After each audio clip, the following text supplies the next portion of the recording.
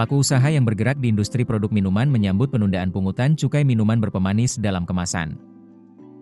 Menteri Keuangan Purbaya Yudi Sadewa menyampaikan bahwa pungutan cukai MBDK baru akan diberlakukan pemerintah ketika pertumbuhan ekonomi di atas 6%. Ketua Umum Asosiasi Industri Minuman Ringan, Triyono Prijosusilo menyambut baik penundaan cukai MBDK. Asri melihat kebijakan ini dari dua sisi. Pertama, secara momentum, Triyono mengungkapkan saat ini kinerja industri fast-moving consumer goods untuk produk minuman masih dalam kondisi tertekan. Dari sisi volume penjualan, tingkat pertumbuhan industri minuman sampai dengan kuartal Maret 2025 hanya menyentuh 1,8%. Triyono bilang, pertumbuhan dengan level konservatif itu hanya ditopang oleh kategori produk air minum dalam kemasan, yang mencapai pertumbuhan sekitar 2,4%. Sementara kategori lainnya sedang berada dalam tren menurun. Kategori minuman siap saji lainnya masih mengalami pertumbuhan negatif sampai dengan kuartal ketiga, sehingga penundaan wacana cukai MBDK tepat. Kedua, Triyono menilai pungutan cukai MBDK tidak secara signifikan berdampak terhadap pengelolaan risiko penyakit tidak menular. Menurut Triyono, studi menunjukkan bahwa MBDK hanya berkontribusi sekitar 6,5% dari total konsumsi kalori per kapita masyarakat Indonesia. Pemerintah perlu jujur melihat bahwa sumber risiko terbesar PTM bukan di produk minuman berpemanis, sehingga perlu kebijakan yang lebih tepat sasaran.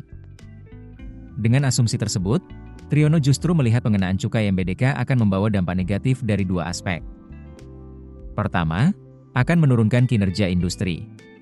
Hal ini bakal menambah tekanan terhadap daya serap tenaga kerja, sekaligus berpotensi mendorong deindustrialisasi, terutama di sektor makanan dan minuman.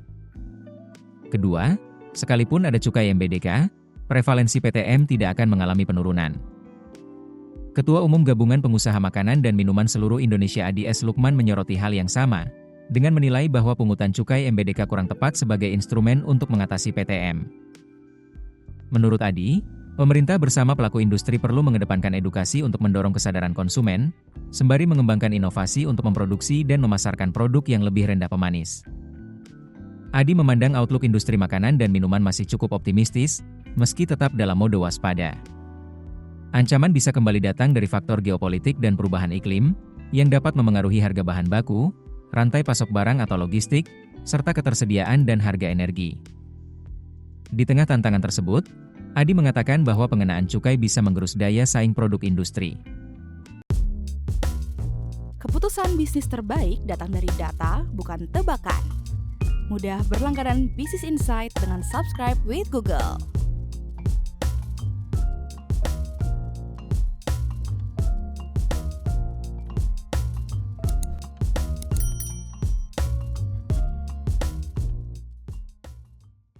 Download aplikasi Kontan sekarang di App Store atau Play Store.